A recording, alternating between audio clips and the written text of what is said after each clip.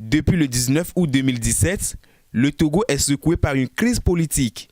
De revendications en propositions en passant par les médiations, les grands moyens sont déployés pour qu'une issue inclusive soit trouvée. Malgré toute cette diplomatie mise en branle, force est de constater que réellement, rien ne bouge ni dans ce camp comme dans l'autre. Votre chaîne préférée du Reset comme elle sait le faire a tendu son micro à Maître Paul Dodi Apevon, président des Forces démocratiques pour la République, parti membre de la coalition des 14 partis de l'opposition. La rencontre avec la commission de la CEDEAO, la position des FDR si à l'issue du dialogue, l'organisation sous-régionale les appelait aux urnes et ce qui motive les récentes sorties sur le terrain de Maître Apevon sont les grands sujets au cœur des échanges. Nous avons commencé un dialogue depuis février et jusqu'à présent, et après la dernière rencontre avec le facilitateur le 23 mars, le dialogue s'est enlisé. Alors tout le monde se demande mais qu'est-ce qui va se passer? Le dialogue s'est enlisé parce que nous pensons sincèrement au niveau de la coalition que les propositions que nous avions faites ce jour-là auraient pu permettre d'aller au consensus. Parce que nous étions partis du retour intégral de la Constitution, mais à la rencontre du 23 mars, comme les gens n'ont pas l'air de comprendre un retour intégral de la Constitution, nous avons fait des propositions assez sérieuses. Propositions d'ailleurs qui ne sont que la reprise intégrale du projet de loi que le gouvernement lui-même a envoyé en 2014, au moment où on parlait de réforme de la Constitution. Alors, lorsque nous avons appris du facilitateur que le camp adverse a opposé un refus à ces propositions, ces revendications réduites, nous avons dit que ces gens-là n'ont aucune volonté de trouver une solution à la crise au Togo. Parce que dans les couloirs, nous apprenons qu'il semblerait que si nous voulons maintenir le bout de phrase, en aucun cas, nul ne peut faire plus de mandats, eux, ils ne bougeront pas. Parce que ce bout de phrase suppose que Faure ne sera pas candidat en 2020. Rappelez-vous que lorsque les Togolais sont dans la rue, lorsque vous les écoutez, ce qu'ils revendiquent à bout de champ, c'est le départ immédiat du chef de l'État. Bon. Nous avons estimé que si ce départ va poser des problèmes, bon, on peut le laisser jusqu'en 2020, mais à condition que on puisse aller à une transition, c'est-à-dire préparer les élections législatives et locales ensemble avec le gouvernement en place. Ça, c'est les propositions qu'on a faites. Et c'est des propositions assez sérieuses d'une opposition responsable qui pouvaient en réalité permettre le consensus. Mais lorsque on nous a opposé une fête de non-recevoir, nous avons estimé qu'il y a quelque chose qui ne va pas. D'ailleurs, c'est ce qui a motivé les manifestations actuelles. Parce que nous avons commencé un dialogue qui est censé durer 10 jours. Mais de tergiversation en tergiversation, on en est aujourd'hui à combien de mois? Et lorsqu'à la dernière rencontre, on a fait ces propositions-là, croyant que ça allait permettre de trouver la solution à notre crise, et qu'on voit que le parti au pouvoir ne veut pas bouger d'un iota, nous avons compris que ces gens-là, ils sont dans leur logique première. Parce que dans leur logique de départ, c'est faire échouer le dialogue et aller justement à leur référendum qu'ils brandissent partout où ils passent. Alors, le dialogue étant enlisé, nous avons fait des démarches auprès des facilitateurs parce qu'au dernier sommet de la CEDEAO à Lomé, ce n'est plus le Ghanéen seul qui est facilitateur, ils sont devenus maintenant 2.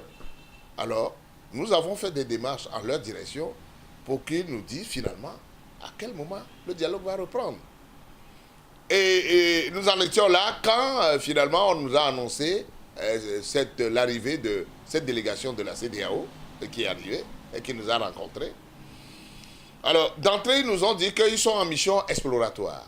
Ils sont venus juste pour nous confirmer que les facilitateurs, les deux facilitateurs se préparent à revenir au Togo pour reprendre le dialogue et qu'ils sont venus savoir si nous avons des préoccupations particulières en attendant qu'ils viennent. Ils ne sont pas venus pour faire un nouveau dialogue avec nous. Ils ne sont pas en train de changer le format du dialogue, mais eux, ils sont venus juste en exploration. Mais nous avons profité de l'occasion pour leur dire d'aller transmettre aux facilitateurs que ce qui se passe actuellement au Togo, les violences gratuites qu'on est en train d'exercer sur les populations, sont quelque chose qui ne vont pas permettre demain d'aboutir à un consensus. Parce qu'on ne peut pas accepter que des populations à main nue qui ne manifestent pas, qui ne font rien, que les gens passent, les militaires passent, les forces de sécurité passent dans leur maison, dans leur atelier, pour aller les enlever, pour aller les violenter. Et puis on parle de dialogue, on parle de consensus, on parle de paix. Alors, quelle est la paix qu'on est en train de construire au Togo dans ces conditions-là? Et il faut qu'il aille transmettre ce message aux facilitateurs pour que ces brimades-là cessent. Nous leur avons dit également qu'avant qu'ils ne reviennent au Togo, qu'ils réfléchissent sérieusement sur ce qui a entraîné l'échec du premier rang ou des premiers rangs du dialogue. Nous sommes aujourd'hui dans l'impasse. Il faut qu'ils s'interrogent sérieusement avant de revenir chez nous sur les vraies raisons qui ont fait que la première phase qui a été conduite par le facilitateur, cette première phase n'a pas abouti. S'ils ne cherchent pas à comprendre ou s'ils n'ont pas compris, ne cherchent pas la solution et qu'ils reviennent chez nous, les mêmes causes produisant les mêmes effets, on sera dans l'impasse. C'est vrai que la CEDEAO, son dernier sommet à Lomé, a demandé aux facilitateurs, aidés par la commission de la CEDEAO, à proposer une solution de sortie de crise au prochain sommet. Mais il faut quand même que la solution qui va être proposée aux Togolais soit une solution acceptable. Au sein même de la CEDEAO, il y a plusieurs chefs d'État qui sont poussés dans les velléités de troisième mandat. C'est ça qui complique la situation chez nous. En Afrique, nous avons, c'est comme si c'est une sorte de malédiction, où des chefs d'État que vous voyez qui ont une certaine dimension et que vous croyez qu'eux, ils vont donner au moins l'exemple. Mais quand ils finissent, on ne sait pas ce qui les pousse. Rapidement, et ils disent, ah oui, ah, ok. Ils sont tentés de changer les constitutions pour faire un troisième mandat. Alors que tout cela est source de crise dans tous les pays. Pourquoi ils ne le comprennent pas? Pourquoi ils veulent mettre les États permanemment en crise? Alors que dans le monde entier, les pays se développent. Alors, je ne sais pas pourquoi volontairement ils veulent créer des crises chez nous pour empêcher les populations de se développer. Il y a quelque chose qui ne va pas, mais ils seront coupables demain. Et l'histoire les jugera. La FDR n'a pas une position. Nous sommes dans une coalition. La position à défendre demain, c'est la position de la coalition. Les partis politiques n'ont pas eu des positions particulières à défendre par rapport à ce qui nous arrive là.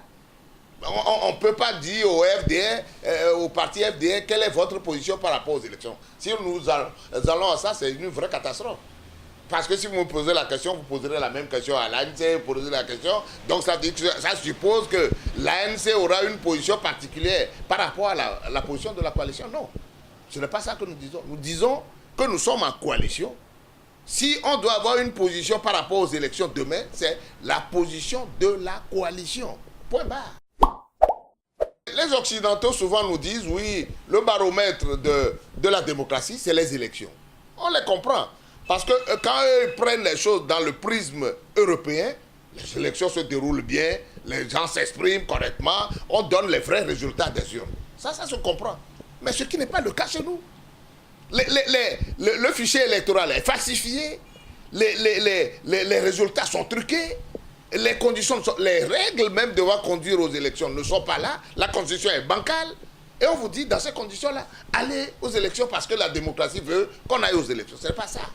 Je préfère encore conserver mon énergie, les maigres ressources que j'ai, je préfère les utiliser pour autre chose que d'aller à une élection qui, à terme, n'apportera aucune solution. On l'a déjà essayé dans le passé, ça n'a rien donné. On nous a poussé à des élections dans ce pays. Et à la fin, on s'est rendu compte que ça, c'est un piège à con. On ne va pas demeurer tout le temps dans le piège à con. Si on est en démocratie et que compétir signifie quelque chose pour les Togolais, on ira compétir. On n'a pas peur des élections. Mais aller à des élections parce que c'est pour la forme, pour aller renforcer le camp de la dictature, mais moi je n'irai pas à une élection dans ces conditions-là, juste pour aller jouer le rôle de figurant. Moi je ne veux pas être un figurant pour des élections.